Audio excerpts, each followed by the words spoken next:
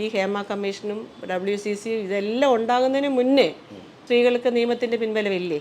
പണ്ടെന്നെ കാറിപ്പോയപ്പോൾ അങ്ങനെ ചോദിച്ചു, പണ്ടെന്നെ കാറിപ്പോയപ്പോൾ എന്നെ തൊടാൻ വന്ന് പിടിക്കാൻ വന്ന് പുറകെ കൂടെ വന്ന് കെട്ടിപ്പിടിച്ച്.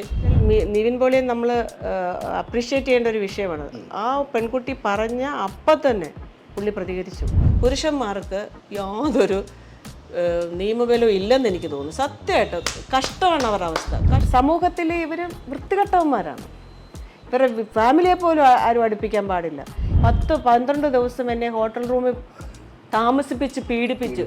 മണിയമ്പിള്ളി രാജേഷേട്ടനെ കുറിച്ച് ഒരുപാട് ഒരു ലേഡി വന്ന് പറഞ്ഞു. ഈ അപവാദം പറഞ്ഞ സ്ത്രീയെ പിന്നെ ആ ഏരിയയിൽ കാണൂല, അവളെ കുറിച്ച് ആരും പറയത്തുമില്ല. സ്ത്രീകളെ സാമ്പത്തികമായിട്ട് പീഡിപ്പിക്കുന്ന പുരുഷന്മാരില്ലേ, മാനസികമായിട്ട് പീഡിപ്പിക്കുന്ന പുരുഷന്മാരില്ലേ, ഈ ലൈംഗികമായിട്ട് പീഡിപ്പിക്കുന്നത് മാത്രമേ ഉള്ളൂ. പിന്നെ സ്ത്രീ പറയുന്നത് എന്തും മുഖവിലേക്ക് എടുക്കാമെന്ന് വിചാരിക്കും. അല്ല, മരിക്കുമ്പോഴെങ്കിലും അങ്ങനെ വെറുതെ വിട്ടുകൂടെ? ഇനി ഞങ്ങൾ പുരുഷന്മാരൊരു ഗ്രൂപ്പ് തുടങ്ങി ഉറപ്പായിട്ട് നിങ്ങൾ തുടങ്ങണം, അല്ലെങ്കിൽ നിങ്ങൾക്ക് സമൂഹത്തിൽ ജീവിക്കാൻ പറ്റില്ല. സ്ത്രീകൾ ഉണ്ടായ കാലം തൊട്ട് ഈ ഹേമ കമ്മീഷനും WCC ഇതെല്ലാം ഉണ്ടാകുന്നതിന് മുന്നേ സ്ത്രീകൾക്ക് നിയമത്തിൻ്റെ പിൻബലമില്ലേ? ഇല്ലേ? ഉണ്ട്, ഉറപ്പായിട്ടും ഉണ്ട്. പക്ഷേ ഇപ്പോഴത്തെ ഒരു ഇതെന്ന് പറഞ്ഞാൽ ഓവറാകുന്ന പോലെ എനിക്ക് തോന്നുന്നു. കാരണം സ്ത്രീകൾക്ക് മാത്രം സമൂഹത്തിൽ ജീവിച്ചാൽ മതി. ഇപ്പോൾ ഞാനൊരു എക്സാമ്പിൾ പറയാം വെച്ചാൽ, ഇപ്പോൾ ഈ ഹേമ കമ്മീഷനകത്ത് വന്ന ഏകദേശം 2000-ലോ എങ്ങാണ്ടൊക്കെ വന്ന 2004, 2008-ലൊക്കെ വന്ന 10-20 വർഷം മുമ്പ് വന്ന കുറേ കാര്യങ്ങളാണ്. അന്ന് അവർ ചെറുപ്പമായിരുന്ന ആണുങ്ങൾ. അവരുടെ ചെറുപ്പമാണെങ്കിലും വലുപ്പമാണെങ്കിലും എല്ലാവർക്കും പൊതുജനങ്ങൾക്കുള്ള വലിയൊരു സംശയം എന്ന് പറയുന്നത്, ഈ ഞാൻ ചേച്ചി എന്തെങ്കിലും ചെയ്തു കഴിഞ്ഞാൽ ഒരാഴ്ച അല്ലെങ്കിൽ 2 ദിവസം, ഓക്കെ, ഒരാഴ്ച വരെ വിഷമം കാണും, അടുത്ത ആഴ്ച കേസ് കൊടുക്കാം. ഇത് 10 കൊല്ലം മുമ്പ് നടന്ന കാര്യങ്ങൾ പിന്നീട് ആ ഒരു വ്യക്തിക്ക് ഉയർച്ച ഉണ്ടാകുമ്പോൾ കേസായിട്ട് വരുമ്പോൾ ഇത് സ്ത്രീകൾക്കൊരു ബലമല്ലേ? എൻ്റെ പേര് വരുന്നില്ല, എൻ്റെ ഫോട്ടോ വരുന്നില്ല, എൻ്റെ നാള് വരുന്നില്ല, എൻ്റെ പേര് ഇര എന്ന് മാത്രമേ വരുന്നുള്ളൂ. പക്ഷെ പുരുഷനിട്ട് പണി കൊടുക്കാൻ പറ്റുന്നൊരു സൂത്രമായിട്ട് കാണുന്നുണ്ട്, യൂസ് ചെയ്യുന്നുണ്ടെന്ന് എപ്പോഴെങ്കിലും തോന്നിയിട്ടുണ്ടോ? ഉറപ്പായിട്ട് 100 വട്ടം തോന്നിയിട്ടുണ്ട്. കാരണം വെച്ചാൽ എന്താണെന്നറിയാമോ, 15, 20, 18 വർഷം കഴിഞ്ഞിട്ടാണ് ഇപ്പോൾ വന്നിരിക്കുന്ന കംപ്ലയിൻറ്റ്സ് എല്ലാം. ആ കാലഘട്ടം കഴിഞ്ഞ് ഇവരെല്ലാവരും കല്യാണം കഴിച്ചു, മക്കളുണ്ടായി, മക്കള് കല്യാണം കഴിച്ചു, അവർക്ക് കുട്ടികളായവരുണ്ട്. അപ്പോൾ ഇത്രയും കാലഘട്ടം കഴിഞ്ഞിട്ട് ഇവരൊരു വാർദ്ധക്യത്തിലേക്ക് നടക്കുന്ന ഒരു സമയത്താണ് പണ്ടെന്നെ പീഡിപ്പിച്ചു, പണ്ടെന്നെ കാറിപ്പോയപ്പോൾ അങ്ങനെ ചോദിച്ചു, പണ്ടെന്നെ കാറിപ്പോയപ്പോൾ എന്നെ തൊടാൻ വന്ന് പിടിക്കാൻ വന്ന് പുറകെ കൂടെ വന്ന് കെട്ടിപ്പിടിച്ച്. ഇതിൻ്റെയൊക്കെ പിന്നിൽ വേറെ എന്തൊക്കെയോ അജണ്ടകളുണ്ടെന്നാണ് ഞാൻ ഇപ്പോഴും വിശ്വസിക്കുന്നത്. അതാ ഞാൻ പറഞ്ഞു, എൻ്റെ ഓർമ്മയിൽ ഞാനൊരു സ്ത്രീയാണ്. ഞാൻ എന്താണ് പറയുന്നത്, ഒരു 2012 തൊട്ട്, 12 അല്ല 2010 തൊട്ട് ഒറ്റയ്ക്ക് ട്രാവൽ ചെയ്യുകയും ഒറ്റയ്ക്ക് കാര്യങ്ങൾ, എൻ്റെ വീട്ടിൽ ഓഫീസും വീടും മക്കളുടെ എല്ലാ കാര്യങ്ങളും നമ്മൾ ഒറ്റയ്ക്ക്, പ്രൊഡക്ഷനും എല്ലാം അവിടെ ആണുങ്ങളുണ്ട്. എന്നെ ഞോണ്ടാനും പിടിക്കാനും ഒരു വാക്കോ ഒരു നോട്ടോ പോലും എൻ്റെ നേരെ വന്നിട്ടില്ല. ഞാൻ വളരെ ആത്മാർത്ഥമായിട്ട് പറയാം. കാരണം പിന്നെ എങ്ങനെയാണ് ഇത്രയും ആൾക്കാർക്ക് ഇങ്ങനെയുള്ള പ്രശ്നങ്ങൾ വരുന്നതെന്ന് എനിക്കറിയത്തില്ല. എനിക്ക് അതിശയമാണ് കേട്ടോ. പക്ഷെ വന്നാൽ, ഇന്ന് എനിക്കൊരു അനുഭവം വന്നാൽ ഞാൻ ഇന്ന് കംപ്ലയിൻറ്റ് ചെയ്യണം, അല്ലെങ്കിൽ മിനിമം നാളെയെങ്കിലും കംപ്ലയിൻറ്റ് ചെയ്യണം. 20 വർഷം കഴിഞ്ഞിട്ട് ഈ മനുഷ്യരൊക്കെ വാർദ്ധക്യ സഹജമായ അസുഖം മൂലം ആശുപത്രിയിൽ അവിടെ കിടക്കുന്ന സമയത്താണ് ഇവർ പരാതിയായിട്ട് അന്ന് എന്നെ ഞോണ്ടി, അന്ന് എന്നോട് ഇങ്ങനെ പറഞ്ഞ്. അതൊക്കെ കാരണം ഇപ്പം സത്യം പറഞ്ഞാൽ പുരുഷന്മാർ, ഞാൻ പുരുഷവിരോധിയല്ല, സ്ത്രീ വിരോധിയല്ല, പുരുഷന്മാർക്ക് യാതൊരു നിയമബലവും ഇല്ലെന്ന് എനിക്ക് തോന്നുന്നു. സത്യമായിട്ട് കഷ്ടമാണ് അവരുടെ അവസ്ഥ. കഷ്ടം. ഞാൻ വളരെ ആത്മാർത്ഥമായിട്ട് പറയാം, ഇതിനൊക്കെ ഒരു മാറ്റം തന്നെ വരണം. പുരുഷന്മാർക്ക് സമൂഹത്തിൽ വിലയും നിലയും വേണം. പുരുഷന്മാരെ താറടിക്കാൻ പാടില്ല. ശരിക്കും പറഞ്ഞാൽ ഇപ്പോഴത്തെ ഒരുപാട് ഒരു എന്താ പറയുക, മിനി മുനീർ കുറേ നാൾ ആ ലേഡി തന്നെയായിരുന്നു. ഈ ഫേസ്ബുക്ക് ഓപ്പൺ ചെയ്യാൻ വയ്യ, ആ ലേഡി പറയുന്ന വൃത്തികേടുകൾ കേൾക്കാം. സത്യം പറഞ്ഞാൽ ഈ പിള്ളേരൊക്കെ ഇതൊക്കെ കാണുന്നതല്ലേ. പക്ഷെ ഒരു ഉളുപ്പില്ലാതെ പറയുന്ന വൃത്തികേടുകൾ. ആണുങ്ങൾ എങ്ങനെ സമൂഹത്തിലിറങ്ങി മനുഷ്യൻ്റെ മുഖത്ത് നോക്കി നടക്കും? അതിലൊരു ലേഡി പറയുന്നുണ്ട്, ഞാൻ പൈസ ചോദിച്ചു, പൈസ തന്നില്ല. അതൊക്കെയാണ് അതിൻ്റെ പിന്നിൽ. കാരണം ഇവർക്കുള്ള വിഷയം എന്താണെന്നറിയാമോ, ഇവർക്ക് ചാൻസ് കൊടുത്തില്ലെങ്കിൽ ഈ പ്രൊഡ്യൂസർ അല്ലെങ്കിൽ ഡയറക്ടർ ആരായാലും ആർട്ടിസ്റ്റ് ആയാലും മോശക്കാർ. ഇവർക്ക് ചോദിക്കുന്ന പൈസ കൊടുത്തില്ലെങ്കിൽ സ്ത്രീകൾ എന്ത് പറഞ്ഞാലും അതങ്ങ് കണക്കിലെടുക്കുക. അതിന് തെളിവ് അതൊക്കെ പിന്നീടാണ്. തെളിവുകളൊക്കെ എപ്പോഴേലും കോടതി വന്നാലായി, വന്നില്ലെങ്കിലായി. അതിനു മുന്നേ ഈ പുരുഷന്മാരുടെ കുടുംബം ഇല്ലാണ്ടായി ഇല്ലേ? എന്തോ ഒരു മാനസിക അവസ്ഥയായിരിക്കും അവർക്ക്. കാരണം ഇതിൽ തെറ്റും ശരിയും നിയമത്തിൻ്റെ മുന്നിൽ വന്ന് കോടതിയിൽ വന്ന് തെറ്റും ശരിയും തെളിയുന്നത് വരെ ആ കുടുംബത്തിലുണ്ടാകുന്ന അപമാനം, ആ വ്യക്തിക്കുണ്ടാകുന്ന അപമാനം, അവരുടെ മക്കൾക്ക്, അവരുടെ കൊച്ചുമക്കൾക്ക്, സ്കൂൾ ലെവലിൽ പോകുന്ന കുട്ടികൾക്ക് വരെ അപമാനമല്ലേ? ഈ അപമാനം പോലെ തന്നെയാണ് ഈ തെറ്റുകാരനല്ല എന്ന് പുരുഷനെ അറിഞ്ഞു കഴിഞ്ഞാൽ ഈ വാർത്തക്കാരുൾപ്പെടെ ചെറിയ കോളത്തിലിടും. ഈ ചെറിയ അതിനു മുമ്പ് എങ്ങനെ കുട്ടി ഘോഷിക്കുന്നേ? അതിന് മുന്നേ കൊടുക്കുന്നതിൻ്റെ ഒരംശം ഇവർ നിരപരാധിയാണ് എന്ന് കൊടുക്കൂല. ഈ നിരപരാധിയാണെന്ന് തെളിഞ്ഞു വരാൻ 3-4 വർഷം എടുക്കത്തില്ലേ? അതുവരെ സമൂഹത്തിൽ ഇവർ വൃത്തികെട്ടവന്മാരാണ്. ഇവരുടെ ഫാമിലിയെ പോലും ആരും അടുപ്പിക്കാൻ പാടില്ല. ഇപ്പോൾ ഇവർ സമൂഹത്തിൽ പല ഇതിലും പോയി നിന്നവർ, അവർക്ക് ഉൾവലിവാണ്. ഉറപ്പായിട്ടും ആൾക്കാർ ചോദിക്കില്ലേ? ആൾക്കാർ ചോദിച്ചാൽ എന്ത് പറയും? ഇതൊക്കെ ഒരു വലിയ വിഷയമാണ്. കാരണം വെച്ചാൽ സത്യം എനിക്ക് ഭയങ്കര ഒരുപാട് സന്ദർഭങ്ങളിൽ എനിക്ക് എന്താ പറയുന്നത്, ഭയങ്കര ഒരു വിഷമം തോന്നിയിട്ടുണ്ട് പുരുഷന്മാരുടെ കാര്യം ഓർത്ത്. ഇവരെന്ത് തെറ്റ് ചെയ്തിട്ട് ഈ വർഗത്തിന്? നിങ്ങൾക്കൊരു അസോസിയേഷനേ ഇല്ലേ?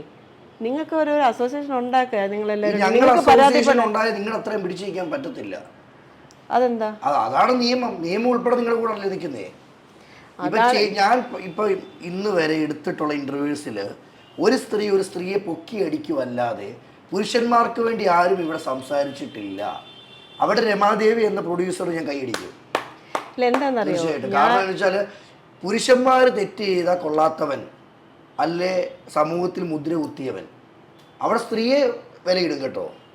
പിന്നീട് കാലഘട്ടം തെറ്റുകാരനല്ലെന്ന് പറഞ്ഞാൽ ആരും മൈൻഡ് ചെയ്യത്തില്ല. ഈ അപവാദം പറഞ്ഞ സ്ത്രീയെ പിന്നെ ആ ഏരിയയിൽ കാണൂല, അവളെ കുറിച്ച് ആരും പറയത്തുമില്ല. ഇത്രയും ചർച്ചാ വിഷയമായ ഹേമ കമ്മിറ്റി ഇന്ന് എവിടെയെന്ന് അറിയാം. സത്യം പറഞ്ഞാൽ ഹേമ കമ്മിറ്റി ഒരു പ്ലാറ്റ്ഫോം, ഗവൺമെന്റിന്റെ ഒരു സംഭവമാണ്. പക്ഷെ അതിൽ ഈ പറയുന്ന പോലെ ഈ സ്ത്രീകളെ പീഡിപ്പിക്കുന്നു എന്നുള്ളതല്ലേ അതിലെ വിഷയം. സ്ത്രീകൾക്കെതിരെ പ്രവർത്തിക്കുന്ന പുരുഷന്മാരെ ഉള്ള പരാതികൾ. സ്ത്രീകൾ ഇപ്പൊ വന്ന പരാതികളൊക്കെ എന്താണ്? ലൈംഗിക ചൂഷണം അല്ലേ? അതല്ലാതെ വേറൊരു പറയാം. പക്ഷെ സ്ത്രീകൾക്ക് ഇത് മാത്രമേ ഉള്ളൂ പീഡനം. സ്ത്രീകളെ സാമ്പത്തികമായിട്ട് പീഡിപ്പിക്കുന്ന പുരുഷന്മാരില്ലേ? മാനസികമായിട്ട് പീഡിപ്പിക്കുന്ന പുരുഷന്മാരില്ലേ? ഈ ലൈംഗികമായിട്ട് പീഡിപ്പിക്കുന്ന മാത്രമേ ഉള്ളൂ പീഡനം. ഈ ഹേമ കമ്മിറ്റി തന്നെ വ്യക്തമായിട്ട് പറയുന്നുണ്ട്, ഈ സ്ത്രീ പീഡനം മാത്രമല്ല, സെറ്റിൽ നടക്കുന്ന പൈസ തരത്തില്ലാത്തവരുണ്ട് അല്ലേ?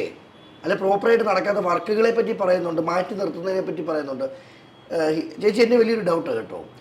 ഈ പരസ്പര സമ്മതത്തോടെ സെക്സിൽ ഏർപ്പെടുന്നു, ഓക്കെ, പൈസ ആവശ്യപ്പെടുമ്പോൾ കൊടുക്കുന്നില്ല, അല്ലെങ്കിൽ ഒരവസരം കൊടുക്കുന്നില്ല, പിന്നീട് എന്നെ പീഡിപ്പിച്ചു എന്ന് പറയുന്നതിൽ എന്തർത്ഥമാണുള്ളത്? ഒരർത്ഥമില്ല.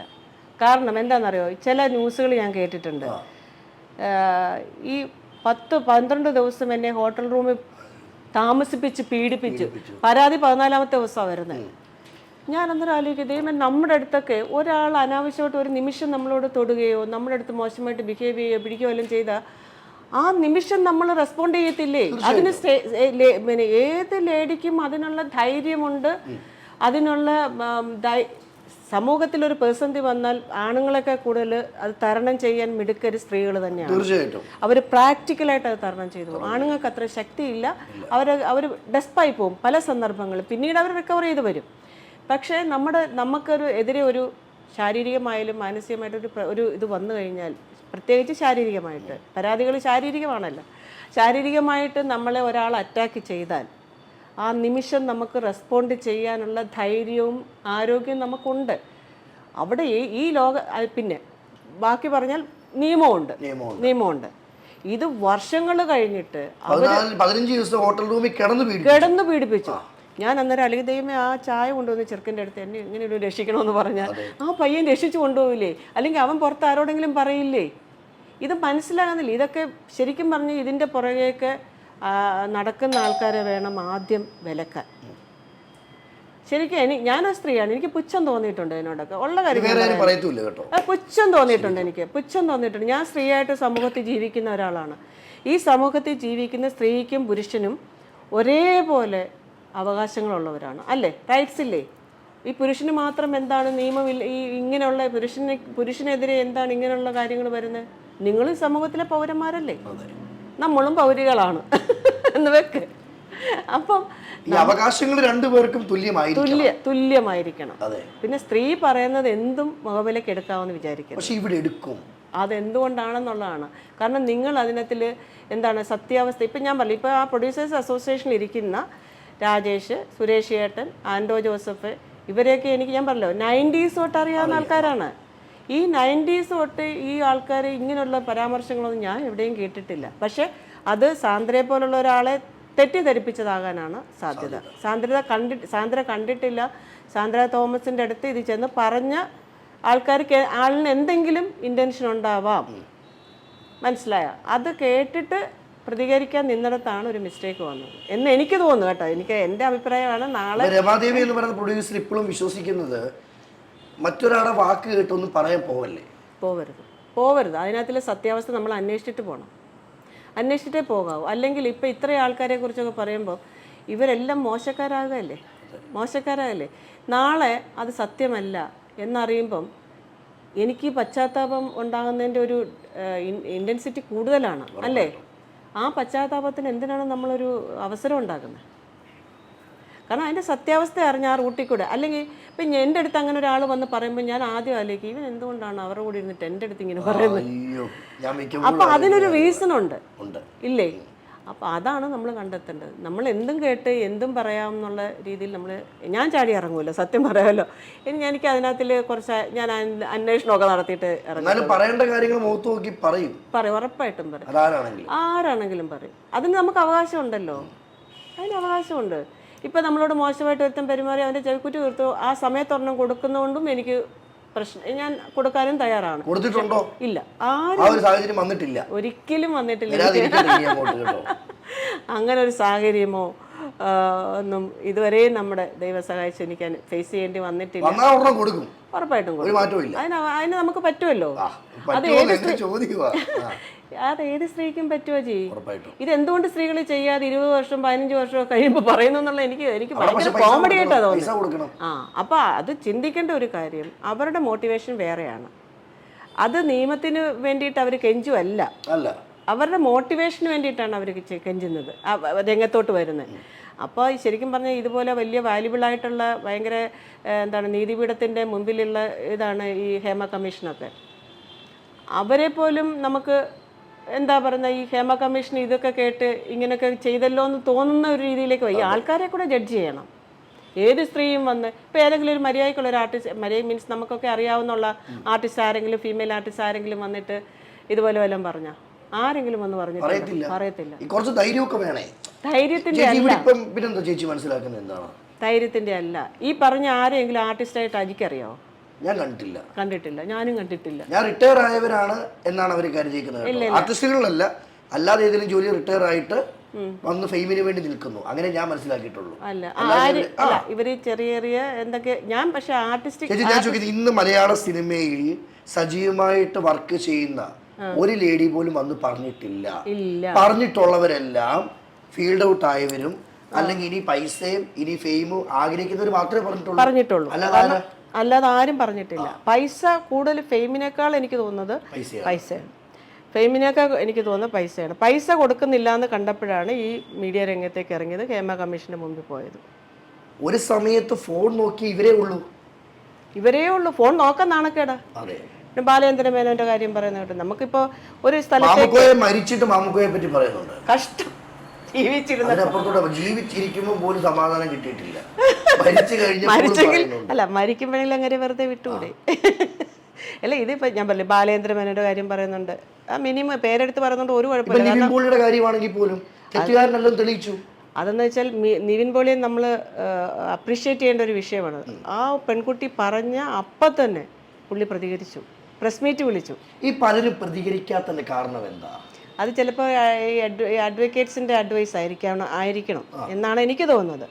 കാരണം അഡ്വക്കേറ്റ്സ് പറയും പ്രതികരിക്കാൻ പോകണ്ടെന്ന് പറഞ്ഞാൽ ചിലപ്പം ഇനി പ്രതികരിച്ചു കഴിഞ്ഞാൽ വേറെ പല കൗണ്ടറുകൾ പലയിടത്തുനിന്നും വരുമെന്നുള്ളത് കൊണ്ടായിരിക്കാം. അല്ലെങ്കിൽ പിന്നെ ഉറപ്പായിട്ടും ഞാൻ അപ്രീഷിയേറ്റ് ചെയ്തൊരു കാര്യമാണ്. കാരണം ഏത് പെണ്ണും പറയുന്നത് അങ്ങനെ അങ്ങ് വിശ്വസനീയമായിട്ട് എടുക്കേണ്ട കാര്യമില്ല, ഇതാണ് ശരി എന്ന് അയാൾക്ക് പറയാനുള്ള ധൈര്യം വന്നില്ലേ? മീഡിയയുടെ മുമ്പിൽ അയാൾ വന്നില്ലേ? ഇനി ഞങ്ങൾ പുരുഷന്മാരൊരു ഗ്രൂപ്പ് തുടങ്ങി ഞങ്ങളുടെ ഉറപ്പായിട്ട് നിങ്ങൾ തുടങ്ങണം, അല്ലെങ്കിൽ നിങ്ങൾക്ക് സമൂഹത്തിൽ ജീവിക്കാൻ പറ്റില്ല. പുരുഷന്മാരൊരു ഗ്രൂപ്പ് തുടങ്ങി കഴിഞ്ഞാൽ ഞങ്ങളുടെ മെമ്പറായിട്ട് നിൽക്കുമോ? ഉറപ്പായിട്ടും ഞാൻ വരാം, എന്നെ വിളിച്ചാൽ മതി. ഞങ്ങൾക്ക് വേണ്ടത് അല്ല എന്താ ഞാൻ എപ്പോഴും ആലോചിക്കുക, എനിക്ക് 2 ആമക്കളാണ്, ദൈവമേ ഈ പിള്ളേരെ എന്ത് ഞാൻ എപ്പോഴും ആലോചിക്കും. കാരണം ഈ പറയുന്ന ആൾക്കാരെയൊക്കെ നമുക്ക് ഈ മണിയമ്പിള്ള രാജേഷേട്ടനെ കുറിച്ച് ഒരുപാട് ഒരു ലേഡി വന്ന് പറഞ്ഞു, ഈ വ്യക്തിയെക്കുറിച്ച് എനിക്ക് 2001 തൊട്ടറിയാം, അതിന് കൂടുതൽ അറിയുന്നത്, അതിന് മുന്നേ അറിയാം. 2001 തൊട്ട് വളരെ നമ്മൾ ഫാമിലി അടുപ്പമുള്ളവരാണ്. നമ്മൾ ശരിക്കും ഇരിക്കാൻ കുറച്ച് വൈകിപ്പോയല്ലേ? ആ വിഷയത്തിന്റെ സമയത്ത് വല്ലതും ഇരുന്നിരുന്നെങ്കിൽ. അല്ല ഞാൻ പറയല്ലേ, എനിക്ക് എപ്പോഴും അത് നമ്മുടെ സർക്കിളിലൊക്കെ ഞാൻ സംസാരിക്കുന്നത് അങ്ങനെ. ഞങ്ങളുടെ കമ്പനികൾ, എൻ്റെ ഏജിലുള്ള കുറച്ച് ലേഡീസൊക്കെ ഉണ്ടല്ലോ, ഞങ്ങളുടെ ക്ലബ്ബുകളൊക്കെ ഉണ്ട്, ഞങ്ങൾ അവിടെയൊക്കെ സംസാരിക്കുന്ന ഈ പെണ്ണുങ്ങൾക്ക് സപ്പോർട്ടായിട്ടല്ല ഞങ്ങൾ സംസാരിക്കുന്നത്. കാരണം ആണുങ്ങളെ ഇല്ലാണ്ടാക്കുക, ആണുങ്ങൾക്ക് പേടിയാകുന്നു, ആണുങ്ങൾ ഭയക്കുമോ ഇനി ഓരോന്നിനെയും പേടിയാ. ഓരോ ഇവർ ടച്ച് ചെയ്തെന്ന് അഭിനയിക്കാൻ പറഞ്ഞ് ഇതിൻ്റെ കട്ടെടുത്ത് വേറെ എന്തെങ്കിലും നാളെ വേറെ എന്തെങ്കിലും ഒരുത്തി വന്ന് ഇത് കാണിച്ചു കഴിഞ്ഞാൽ അകത്തായി പോവില്ലേ? അങ്ങനത്തെ ഒരുപാട് സാഹചര്യം പുരുഷന്മാർ ഫേസ് ചെയ്യുന്നുണ്ട്. ഈ രമാദേവി ഇത്രയും തുറന്നു പറയുന്നതുകൊണ്ട് ശത്രുക്കളുടെ എണ്ണം കൂടിയിട്ടുണ്ടോ? എനിക്കത് വിഷയമൊന്നുമില്ല. എനിക്ക് അങ്ങനെ ശത്രുക്കൾ ആരും ഇല്ല അജി. എൻ്റെ ജീവിതത്തിൽ എനിക്ക് ശത്രുക്കളേ ഇല്ല. തത്വമല്ല പറയുന്നത്, ഞാൻ ആരും ശത്രുവായിട്ട് കാണാറില്ല. ഞാൻ എൻ്റെ മോനോടും പറയുന്നതാ, ആരും ശത്രുവായിട്ട് നമ്മൾ കാണരുത്. നമുക്ക് ആരും ശത്രുക്കളില്ല. നമ്മൾ ഒരാളെ അവനെൻ്റെ ശത്രുവാ എന്ന് കാണുമ്പോഴല്ലേ നമുക്ക് അവനോടൊരു വെറുപ്പും വിദ്വേഷവും നമ്മുടെ മനസ്സങ്ങ് ഇല്ലാണ്ടാകത്തില്ല അന്നേരം, അല്ലേ? ഒരു നെഗറ്റീവ് അവനെ കാണുമ്പോൾ നമ്മുടെ മനസ്സ് വേറെ നെഗറ്റീവിലേക്ക് പോകും. എത്രയൊക്കെ പ്രൊജക്റ്റ് ചെയ്തിട്ടുണ്ട്? ഇതിപ്പോൾ 51 പ്രൊജക്റ്റ് ചെയ്തിട്ടുണ്ട്. അപ്പം ഇതിപ്പം സ്വാതന്ത്ര്യം 2 51 ഈ 51 പ്രോജക്റ്റിലും എന്താ പറയുന്നത്, എനിക്കൊരു ബുദ്ധിമുട്ടും ഉണ്ടായിട്ടില്ല. ആർട്ടിസ്റ്റിൻ്റെ ഭാഗത്തു നിന്നോ അല്ലെങ്കിൽ ടെക്നിക്കൽ സൈഡിൻ്റെ ഭാഗത്തു നിന്നോ സ്റ്റുഡിയോയിൽ നിന്നോ അങ്ങനെയൊന്നും എനിക്കൊരു ബുദ്ധിമുട്ടുണ്ട്. ഉറപ്പായിട്ട് 101% ഞാൻ എൻ്റെ ഓരോ പ്രോജക്റ്റും അതിൻ്റെ പ്രീവിയസ് ഷൂട്ട് തൊട്ട് ഞാൻ എൻജോയ് ചെയ്യും. കാരണം അതിൻ്റെ സ്റ്റോറി മൊത്തം ഞാൻ ഇപ്പോൾ റീമേക്കാണ് കൂടുതലും ചാനൽ എടുക്കുന്നത്. അപ്പോൾ റീമേക്ക് എടുക്കുമ്പം നമ്മളിപ്പോൾ തമിഴാണെങ്കിലും തെലുങ്കാണെങ്കിലും ഫുള്ളിരുന്ന് കാണും. ഞാനൊരു 200 എപ്പിസോഡ് അല്ലെങ്കിൽ ഒരു 150 എപ്പിസോഡ് മിനിമം കാണണം ആദ്യം. അതെല്ലാം കണ്ടിട്ട് ഞാനാണ് ഫസ്റ്റ് കാണുന്നത്. കാരണം എനിക്കല്ല അപ്പോൾ ഒരു ത്രില്ലാണ്, അത് കണ്ട് നെക്സ്റ്റ് എന്തായിരുന്നു. അപ്പം നെക്സ്റ്റ് മീറ്റിംഗ് ചാനലുമായിട്ട് ഇരിക്കുമ്പം ആ സ്റ്റോറി ബ്രീഫ് ചെയ്യുന്നത് ഞാൻ തന്നെയാണ്. പിന്നീട് നമ്മളൊരു റൈറ്ററിലേക്ക് എത്തുമ്പം ആ സ്റ്റോറി റൈറ്റർക്ക് ബ്രീഫ് ചെയ്യുന്നത് ഞാൻ തന്നെയാണ്. പിന്നെ ഷൂട്ട് നടക്കുമ്പം ഓരോ ഷെഡ്യൂളിൽ ബിഫോർ ഷൂട്ടിന് പ്രീ ഷൂട്ടിന് നമ്മളൊരു 4 ഡേയ്സോളം 4 to 5 ഡേയ്സോളം നമ്മൾ ഡയറക്ടറും സ്ക്രിപ്റ്റ് റൈറ്ററും ഞങ്ങളെല്ലാവരും കൂടി ഇരുന്ന് കൺട്രോളറും എല്ലാവരും കൂടി ഇരുന്നൊരു ഡിസ്കഷനുണ്ട്. നെക്സ്റ്റ് ഷെഡ്യൂളിലേക്കുള്ള സ്റ്റോറി ഉണ്ടാക്കൽ മൊത്തത്തിലൊരു നിറഞ്ഞ സാന്നിധ്യമായിട്ട് എനിക്ക് മാറിയിരിക്കാൻ ഇഷ്ടമില്ല. എന്താണെന്നറിയാം, ഞാൻ എൻജോയ് ചെയ്ത് ചെയ്യുന്ന ഒരു ജോലി ആയതുകൊണ്ടേ എനിക്ക് അതിനകത്തിൽ ഫുൾ ടൈം നിൽക്കാൻ ഇഷ്ടമാണ്. ഫുൾ ടൈം ഇപ്പം ഈവൻ ഒരു ചെറിയ ആർട്ടിസ്റ്റിൻ്റെ മേക്ക് ഓവർ ആയാലും അവരുടെ കോസ്റ്റ്യൂം ആയാലും അവരുടെ ഗെറ്റപ്പ് ആയാലും എല്ലാം ഞാൻ തന്നെയാണ് ഫൈനൽ ചെയ്യുന്നത്, ഡിസൈൻ. ഞാൻ കേട്ടൊരു കഥയുണ്ട്, രമാദേവി എന്ന പ്രൊഡ്യൂസറിൻ്റെ അരികിൽ ചെന്ന് കഴിയുമ്പോൾ ഇനി ചായ തരുന്ന വ്യക്തിയാണെങ്കിൽ പോലും എല്ലാവരും ചേർത്ത് പിടിക്കാറുണ്ടല്ലേ? ഉണ്ട്. എനിക്കത് എനിക്ക് അങ്ങനെ ഒരു വേറുകൃത്യമില്ല. ഞാൻ ഇനി എന്നെക്കുറിച്ച് പറയുന്നത് ഇനി വേറെ വല്ല ട്രോളൊക്കെ വരുമായിരിക്കും, പക്ഷെ എന്നാലും എനിക്കങ്ങനെ ഞാൻ എപ്പോഴും പറയുന്ന ഒരു കാര്യം, ലൊക്കേഷനിൽ ഏകദേശം ഒരു 10-60 പേരോളം ഉണ്ടല്ലോ ഷൂട്ട് ലൊക്കേഷനിൽ.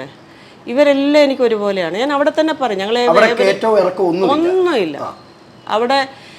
പിന്നെ നമുക്ക് ഡയറക്ടർ തൊട്ട് പ്രൊഡ്യൂസർ തൊട്ട് ആർട്ടിസ്റ്റ് തൊട്ട് നമുക്ക് പിന്നെ വെള്ളവും ആഹാരവും ഒക്കെ വിളമ്പുന്ന കുട്ടികൾ വരെ എനിക്ക് ഒരുപോലെയാണ്. ഞാനത് എല്ലാവരുടെ അടുത്തും അവിടെ ചെന്ന് പറയും. ഇവിടെ പ്രൊഡക്ഷൻ ബോയ് എന്നൊന്നും വിളിക്കാൻ ഞാൻ സമ്മതിക്കത്തില്ല. Thank you. കാരണം വെച്ചാൽ ഞാൻ ഒരുപാട് കഷ്ടപ്പെട്ടിട്ടുള്ള ഒരാളാണ്. ഒന്നും ഇല്ലായ്മയിൽ നിന്ന് ഞാൻ കയറിയത്. അപ്പം നമുക്ക് ഒന്നും ഇല്ലായ്മയിൽ നിന്ന് കയറി വരുമ്പോൾ ഉണ്ടാകുന്ന എത്രയും താഴത്തുനിന്ന് ഒരാൾ കയറി വരുമ്പം എല്ലാം അനുഭവിച്ചല്ലേ കയറി വരുന്നത്. അതായത് ഒരു ദിവസം പൊട്ടി വീണ് മുളച്ചതല്ല. അല്ല. സമ്പത്തിന്റെ നടുക്കുന്ന് ഉയർന്നു വന്ന ഒരാളല്ല ഞാൻ. അല്ല. ഇത് പറഞ്ഞപ്പോൾ എനിക്ക് വലിയൊരു ക്യൂരിയോസിറ്റി തോന്നുന്നത് എന്താണെന്നറിയോ, നമ്മളെല്ലാം പഠിക്കുന്ന സമയത്ത് പൈലറ്റ് ആവണം, എഞ്ചിനീയർ ആവണം. ചേച്ചിയുടെ ലൈഫിൽ പഠിക്കുന്ന സമയത്തുള്ള ചിന്തയായിരുന്നു ഇന്ന് പ്രൊഡ്യൂസറിൽ എത്തി നിന്നത്, അല്ലെങ്കിൽ പ്രൊഡ്യൂസറായിട്ട് വന്നൊരു വഴി എങ്ങനെയായിരുന്നു? ശരിക്കും പറഞ്ഞാൽ എനിക്ക് ഈ ഫീൽഡിനെ കുറിച്ചൊന്നും യാതൊരു അറിവുമില്ല. സത്യസന്ധമായിട്ട് പറഞ്ഞാൽ 22ാമത്തെ വയസ്സിലായിരുന്നു കല്യാണം. പക്ഷേ എനിക്ക് എൻ്റെ വിവാഹത്തിന് മുന്നുള്ള ഒരാഗ്രഹം മദ്യപിക്കാത്ത ഒരാളെ കല്യാണം കഴിച്ചാൽ നന്നായി കൊള്ളാമായിരുന്നു. പക്ഷേ അത് ദൈവം അങ്ങനെ തന്നെയായിരുന്നു എനിക്ക് തന്നത്. പിന്നീട് അദ്ദേഹം ഒരു വലിയ കലാകാരനായിരുന്നു, റൈറ്ററായിരുന്നു. പിന്നെ അദ്ദേഹത്തിൻ്റെ കൂടെ നിന്ന് തന്നെയാണ് ഞാൻ ഈ ഫീൽഡിലേക്ക് വന്നത്. അദ്ദേഹത്തിൻ്റെ കൂടെ തന്നെ എല്ലാ ജോലിയിലും ഞാൻ ഏർപ്പെടും.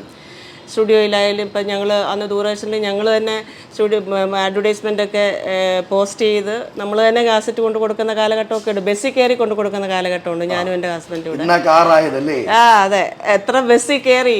ഓട്ടോയ്ക്ക് പൈസ ഇല്ല, അതുകൊണ്ടാണ് ബസ്സിൽ പോകുന്നത്. കുടപ്പനക്കുന്ന് വരെ പോകാനുള്ള ഓട്ടോ പൈസ ഇല്ല. അപ്പോൾ ബസ്സിൽ കയറി അവിടെ ഇറങ്ങി നടന്ന് കയറി കുടപ്പനക്കുന്ന് കാസറ്റ് കൊണ്ട് കൊടുക്കുന്ന ദൂരദർശന് കൊണ്ട് കൊടുക്കുന്ന കാലഘട്ടമുണ്ട്. അപ്പോൾ അതിൽ നിന്നാണ് നമ്മുടെ വരവേ. അപ്പോൾ നമുക്ക് ഈ പറയുന്ന പോലെ ഈ ചെറിയ ജോലിയെന്നോ വലിയ ജോലിയെന്നോ അങ്ങനെ ഒന്നുമില്ല. എല്ലാവരും ഒരുപോലെയാണ്. എന്നെ സംബന്ധിച്ച് എല്ലാവരും ഒരുപോലെയാണ്. പിന്നെ ഞാൻ പറയും ഇതിലേക്ക് വരുന്നതെന്ന് പറഞ്ഞാൽ ഹസ്ബൻഡിൻ്റെ കൂടെ തന്നെ നിന്ന് പഠിച്ച് അങ്ങനെ പുള്ളിയെ ഹെൽപ്പ് ചെയ്യാൻ വേണ്ടിയിട്ട് നിന്ന് ഞാനും പുള്ളിയും കൂടെ തന്നെയാണ് ഈ വർക്ക് ചെയ്തുകൊണ്ടിരുന്നത്. എനിക്ക് ഒത്തിരി സന്തോഷം വീണ്ടും തോന്നുന്നൊരു കാര്യം, ഇന്ന് ഞാൻ ഈ വീട്ടിൽ വന്ന സമയത്ത് ഞാൻ കൊട്ടാരം എന്ന് വെറുതെ കളിത്തമാശ പറഞ്ഞല്ലോ കേട്ടോ, എനിക്ക് കൊട്ടാരം തന്നെയാണ്. അപ്പോഴും ചേച്ചിയുടെ പൊസിഷൻ വെച്ചിട്ട് ചേച്ചിക്ക് പഴയ കാര്യങ്ങൾ മറക്കാം, വന്ന വഴി പറയാതിരിക്കാം. അപ്പോഴും ചേച്ചി ഒരു മടി കൂടാതെ തന്നെ പറയുന്നു, ഞാൻ ബസ്സിൽ കയറിയിട്ടുണ്ട്, ഞാൻ CD ഇവിടുന്ന് അവിടെ കൊണ്ട് കൊടുത്തിട്ടുണ്ട്. അപ്പോൾ ഈ വന്ന വഴി മറക്കാൻ താല്പര്യപ്പെടുന്നില്ല? ഒരിക്കലും ഇല്ല. കാരണം ഞങ്ങൾ ആദ്യം വാടകയ്ക്ക് താമസിച്ച് 250 രൂപ വാടക, ഒരു ബെഡ്റൂമും ഒരു കിച്ചണും ചെറിയൊരു വരാന്ത പോലുള്ള ഒരു സ്ഥലവും, അങ്ങനെ ഒരു വീട്ടിലാണ് ആദ്യം വാടകയ്ക്ക് താമസിച്ചത്. അന്ന് 250 രൂപയായിരുന്നു എൻ്റെ വാടക. അതുപോലും കൊടുക്കാൻ ആ സമയത്ത് ഒരുപാട് ബുദ്ധിമുട്ടി. അത് നമ്മൾ മറന്നുകൊണ്ട് ഒരിക്കലും അത് എപ്പോഴും നമ്മുടെ ഉയർച്ചയുടെ ഓരോരോ സന്ദർഭങ്ങളും നമ്മളത് ഓർക്കണം. നമ്മുടെ ഉയർച്ചയുടെ ഓരോ സ്റ്റെപ്പിലും ഓരോരോ ഘട്ടങ്ങളിലും നമ്മുടെ തുടക്കം നമ്മൾ ഓർക്കുമ്പോഴേ ഈ ഉയർച്ചയിൽ നമുക്ക് ഈശ്വരനോട് നന്ദി പറയാൻ പറ്റുള്ളൂ. ദൈവമേ ഇത്രയും എന്നെ കൊണ്ട് എത്തിച്ചല്ലോ എന്നുള്ളത് നമ്മൾ അല്ലെങ്കിൽ നമ്മൾ നന്ദിയില്ലാത്തവരാണ്. കാരണം നമ്മളല്ല. കാരണം ആ കാലഘട്ടത്തിലും എനിക്ക് ദുഃഖമില്ലായിരുന്നു കേട്ടോ, സത്യം. അന്നും ദുഃഖമില്ലായിരുന്നു. കാരണം അന്നും അത് നല്ല അന്ന് ആ ലെവലിൽ ജീവിക്കുന്ന ഒരാളിനെ സംബന്ധിച്ച് നമ്മളും അതേപോലെ കുഴപ്പമില്ലാതെ ജീവിക്കുന്നു. ഇന്നത്തെ ലെവല് മറ്റുള്ള നമ്മുടെ സർക്കിളിലുള്ളവരെ കൂട്ടി നമ്മൾ താരതമ്യം ചെയ്യുമ്പോൾ നമ്മൾ അവരെ പോലെ കുഴപ്പമില്ലാതെ ജീവിക്കുന്നു. അത്രയൊരു ഇതേ ഉള്ളൂ അന്നും ഇന്നും എനിക്ക്. എന്നാലും കുറച്ച് പണമൊക്കെ വരുമ്പം, ഒരു വലിയ വീടൊക്കെ വരുമ്പോൾ കുറച്ച് അഹങ്കാരമൊക്കെ പാടില്ലേ? അയ്യോ, എന്തിന് ഇതൊക്കെ ഇന്ന് തരും ഈശ്വരൻ. നമ്മൾ കഷ്ടപ്പെടുന്നതിൻ്റെ പ്രതിഫലമായിട്ട് ഇന്ന് ഇതൊക്കെ തരുന്നു. അദ്ദേഹത്തിന് ഇത് വേണ്ട, ഈശ്വരന് ഇത് വേണ്ട, ഇവൾ അഹങ്കാരിയാണ് അല്ലെങ്കിൽ തോന്നി ഞാൻ തിരിച്ചെടുക്കാൻ അവർക്ക് ദൈവത്തിന് അർഹതയുണ്ട് അല്ലേ? ഒരിക്കലും എനിക്കൊരു രൂപയ്ക്ക് പോലും എനിക്ക് അങ്ങനെ ഒരു ഘട്ടത്തിലും എനിക്ക് എനിക്ക് സാറ്റിസ്ഫാക്ഷൻ ഇല്ലാതെയോ അല്ലെങ്കിൽ കൂടുതൽ വരികയോ ഒന്നും ചെയ്തിട്ടില്ല. എപ്പോഴും എനിക്ക് ഒരുപോലെ ഉള്ളൂ. ഒരു അമിത സന്തോഷം എന്നിലുണ്ടായിട്ടില്ല ഒരു കാര്യത്തിലും. അമിത സന്തോഷവും ഇല്ല, അമിത ദുഃഖവും ഇല്ല. ഒരു മിഡിൽ അങ്ങ് പോകുന്നു. അതുകൊണ്ട് ചേച്ചിയുടെ ജീവിതത്തിൽ ഞാൻ മനസ്സിലാക്കുന്ന ഒരു കാര്യം, യാഥാർത്ഥ്യമാണ് പറയണേ. പഠിച്ച പാഠപുസ്തകത്തേക്കാൾ അനുഭവം ജീവിതാനുഭവങ്ങളാണോ? ഉറപ്പായിട്ടും. കാരണം എനിക്ക് എന്താണെന്നറിയുമോ, ഞാൻ ഡിഗ്രി വരെ പോയിട്ടുള്ളൂ. പഠിച്ചത് കൊണ്ടുള്ളൊരു ജോലിയാണ് ഇതെന്ന് ഞാൻ വിശ്വസിക്കുന്നില്ല ഞാൻ ഈ ചെയ്യുന്നത്. പക്ഷെ ജീവിത അനുഭവങ്ങൾ ഒരുപാടുണ്ട്, ഏറെയുണ്ട്. ആ അനുഭവങ്ങൾ വലിയ പാടാണ്. നമുക്ക് കിട്ടുന്ന ഓരോ രൂപയും നമ്മൾ അത്രയും വാല്യബിളാണ്. ഓരോ ദിവസവും ഓരോ പാഠങ്ങളാണ്. ഓരോ ദിവസങ്ങളും ഒരു പാഠമെന്ന് പറയാൻ പറ്റത്തില്ല. രാവിലെ അതൊരു കാലഘട്ടമാണ് കേട്ടോ. എഴുന്നേൽക്കുമ്പോൾ മുതൽ നമുക്ക് ഓരോരോ പ്രശ്നങ്ങൾ പക്ഷെ അതിനെ നമ്മൾ ഒരു സമചിത്തതയോടെ ഫേസ് ചെയ്താൽ നമുക്ക് ഈ പറയുന്ന പോലെ ജീവിതം വേണ്ടാന്നോ അല്ലെങ്കിൽ ആത്മഹത്യ ചെയ്തേക്കാം ഒന്നും തോന്നത്തില്ല കേട്ടോ, സത്യം. എനിക്ക് അങ്ങനെ തോന്നുന്നവരുണ്ട്, ഒരുപാട് പേരുണ്ട്. അവരോട് പറഞ്ഞു കൊടുക്കുന്ന അഡ്വൈസ് എന്തായിരിക്കും? ഈ നമ്മുടെ നമ്മളെ ഭൂമിയിലേക്ക് എന്താണ് ജനിപ്പിച്ചത് നമ്മളെല്ലാവരും വിശ്വസിക്കുന്നത് ഈശ്വരനാണ് അല്ലേ? തീർച്ചയായിട്ടും. അദ്ദേഹം അവിടുന്ന് ഭൂമിയിലേക്ക് നമ്മളെ ജനിപ്പിച്ചിട്ടുണ്ടെങ്കിൽ അവിടുന്ന് തന്നെ നമ്മളെ തിരിച്ചെടുക്കണം. അല്ലാതെ നമ്മളെ തിരിച്ചു കൊണ്ടുപോകാൻ ശ്രമിക്കരുത്. അതൊരു മണ്ടത്തരമാണ്. കാരണം വെച്ചാൽ നമുക്ക് ഏത് സാഹചര്യത്തിലും ഒരു മനുഷ്യനെ ജീവിക്കാം. ഞാൻ പറഞ്ഞില്ലേ, നമ്മൾ ഒരുപാട് ബുദ്ധിമുട്ടുള്ളവർ എനിക്ക് ചുറ്റുമുണ്ട്. ഒരുപാട് ബുദ്ധിമുട്ടുകൾ ഫേസ് ചെയ്യുന്നവരും സംഘർഷം. ഞാൻ അവരോടൊക്കെ പറയും, അവരൊന്നും ഞാൻ കരയുകയും അങ്ങനെ ഇങ്ങനെ. ഞാൻ എന്തിന്? ആർക്ക് നഷ്ടം? നിങ്ങൾക്ക് എന്തെങ്കിലും സംഭവിച്ച് നിങ്ങൾ സൂയിസൈഡ് ചെയ്ത് കഴിഞ്ഞാൽ ബാക്കി ആർക്കും ഒരു നഷ്ടം. ഈവൻ നമ്മുടെ എന്താണ് കൂടെയുള്ള കുടുംബത്തിനകത്തിലുള്ളവർക്ക് പോലും നഷ്ടമില്ല, നമുക്ക് മാത്രമേ നഷ്ടമുള്ളൂ. പക്ഷേ എല്ലാ നഷ്ടങ്ങളും അങ്ങനെയുള്ള എല്ലാ ദുഃഖങ്ങളും ഫേസ് ചെയ്ത് നമ്മൾ കയറി വരുമ്പോൾ ഉണ്ടാകുന്നൊരു സാറ്റിസ്ഫാക്ഷൻ ഉണ്ടല്ലോ, ചെറുതല്ല, അമേസിങ്. കാരണം ഞാൻ അങ്ങനെ ഒരുപാട് സമയം ഞാൻ ഒരുപാട് എനിക്ക് ഞാൻ പറയാം അങ്ങനെ അമിതാഹ്ലാദമില്ല, പക്ഷെ ഒരു സന്തോഷമുണ്ട്. നമ്മൾ എന്താ പറയുന്നത്, നമുക്ക് അതിൽ നിന്നും തരണം ചെയ്യാൻ പറ്റിയല്ലോ. അതാ ഞാൻ പറയില്ല, ഇപ്പം നമ്മളൊരാൾക്കൊരു ഹെൽപ്പ് ചെയ്താൽ ആ ആളായിരിക്കത്തില്ല നമുക്ക് ഹെൽപ്പ് ചെയ്യുന്നത്. ഏതെങ്കിലും സൈഡിൽ നിന്ന് നമുക്കൊരു ഹെൽപ്പ് ആ സമയത്ത് വരും. അങ്ങനെ ഒരുപാട് ആൾക്കാർ ഹെൽപ്പ് ചെയ്യുന്നൊരു വ്യക്തിയാണ് രമത ചേച്ചി അല്ലേ? പക്ഷെ അത് പറയാൻ ആഗ്രഹിക്കുന്നില്ല. കാരണം വെച്ചാൽ ഞാൻ പറയില്ല, എൻ്റെ കൂടെ ഇപ്പം വർക്ക് ചെയ്യുന്ന ആൾക്കാർ 24 വർഷം കൂടെ ഉള്ള ആൾക്കാരാണ് ഓഫീസിലുള്ളവർ. ഇന്നുള്ളവർ 24 ഇയേഴ്സ് ആയിട്ടുള്ളവരാണ്.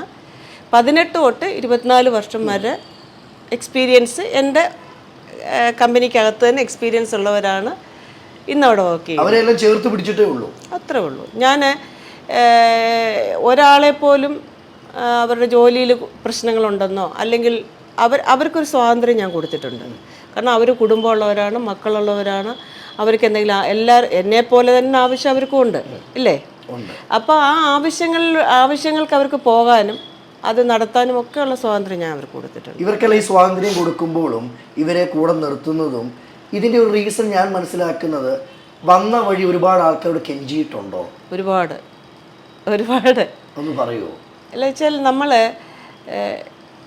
അന്നൊക്കെ എന്താ പറയുന്നത്, പണമുള്ളവനെ വിലയുള്ളൂ എന്നൊക്കെയുള്ള, അത് ഇന്നും അങ്ങനെ ആയിരിക്കാം. പണമുള്ളവനെ വിലയുള്ളൂ. അപ്പോൾ പണം ഇല്ലാത്തവൻ വെറും പിണമാണ് അല്ലേ? അപ്പോൾ ആ ഒരു ഇതിൽ നമ്മളെ കണ്ടവർ ഒരുപാട് പേരുണ്ട്. അന്ന് ഞങ്ങളൊന്നും ആർക്കും വേണ്ടായിരുന്നു. ഒരുപാട് പേര് തള്ളി പറഞ്ഞിട്ടുണ്ട് ഒരുപാട് പേര്. നമ്മളെന്താ പറയുന്നത്, നമുക്ക് തള്ളി പറയാത്തവരും ഉണ്ട് കേട്ടോ. ഒന്നും ഇല്ലാതിരുന്ന സമയത്തും വലിയ ആൾക്കാർ നമ്മളെ കൂടെ ഉണ്ടായിരുന്നവർ ഇപ്പോഴും നമ്മുടെ കൂടെ അതേ ലെവലിൽ തന്നെ ഉണ്ട്. അതും പറയണമല്ലോ, തള്ളി പറഞ്ഞവരും ഉണ്ട്. ഈ തള്ളി പറഞ്ഞവർ ഇന്ന് കൈയടിക്കുന്നുണ്ടോ? ഉറപ്പായിട്ടും. അവരൊക്കെ എൻ്റെ അടുത്ത് വന്നിട്ടുണ്ട്. അവരൊക്കെ എൻ്റെ അടുത്ത് പല ആവശ്യങ്ങളുമായിട്ട് വന്നിട്ടുണ്ട്. അവരാവശ്യമായിട്ട് വരുമ്പം തിരിച്ച് തള്ളുവാണോ, ചേർത്ത് പിടിക്കുക? ഈ ഒരിക്കലും അത് നമുക്ക് തോന്നത്തില്ല അന്നേരം. അത് ഞാൻ അന്നേരം ഇപ്പം ചോദിച്ചുകൊണ്ടാണ് ഞാനിത് പറഞ്ഞത്. അല്ലെങ്കിൽ ഞാൻ ഒരിക്കലും അത് ഓർക്കാൻ പോലും ആഗ്രഹിക്കത്തില്ല. അപ്പം നമുക്കത് ഇത് എന്ത് വലിയ ഇത്, നമുക്ക് എങ്ങനെയും പുള്ളിയെ ഹെൽപ്പ് ചെയ്യണം എന്നുള്ളൊരു ചിന്താഗതി മാത്രമേ ഉള്ളൂ. അല്ലാതെ അതിനകത്ത് നമ്മളോടൊരു പ്രതികാരം ചെയ്തു അതിന് പകരം നമ്മളിത് ചെയ്യുക അങ്ങനൊന്നുമില്ല. ഈ കൂടെ നിർത്തിയവർ അല്ല ഇപ്പം ഹെൽപ്പ് ചെയ്യുന്നതിലുപരി കൂടെ നിന്ന് ചതിച്ചിട്ടുണ്ടോ? ഉണ്ട്. അതെ, നമ്മളീ പറയുന്ന പോലെ ആരെയും എന്താ പറയുന്നത്, ആരെയും കുറ്റപ്പെടുത്താനൊന്നും നമ്മൾ ആളല്ല. എല്ലാ മനുഷ്യർക്കും അവരുടേതായിട്ടുള്ള ചിന്താഗതികളും അവരുടേതായിട്ടുള്ള ചാബല്യങ്ങളും ഒക്കെ ഉള്ള ആൾക്കാരാണ് സമൂഹത്തിൽ, ഈവൻ ഞാൻ പോലും. എന്നാലും കൂടെ നിന്ന് ചതിക്കുമ്പോൾ വേദന ചെറുതാണോ? ചെറുതല്ല. കരൾ പറഞ്ഞു പോകുന്ന ഒരു വേദന ഉണ്ടല്ലോ, കരളൊക്കെ പറിച്ചെടുത്തോണ്ട് പോകാന്ന് പറയുന്നത്, ആ ഒരു വേദന എന്ന് വെച്ചാൽ നമുക്ക് ഒരിക്കലും സഹിക്കാൻ പറ്റില്ല. പിന്നെ അതാണ് എൻ്റെ വിധിയെന്ന് ഞാൻ അങ്ങ് തീരുമാനിച്ചാൽ പിന്നെ നമുക്ക് അതിനോട് അങ്ങ് പൊരുത്തപ്പെട്ടു പോകും.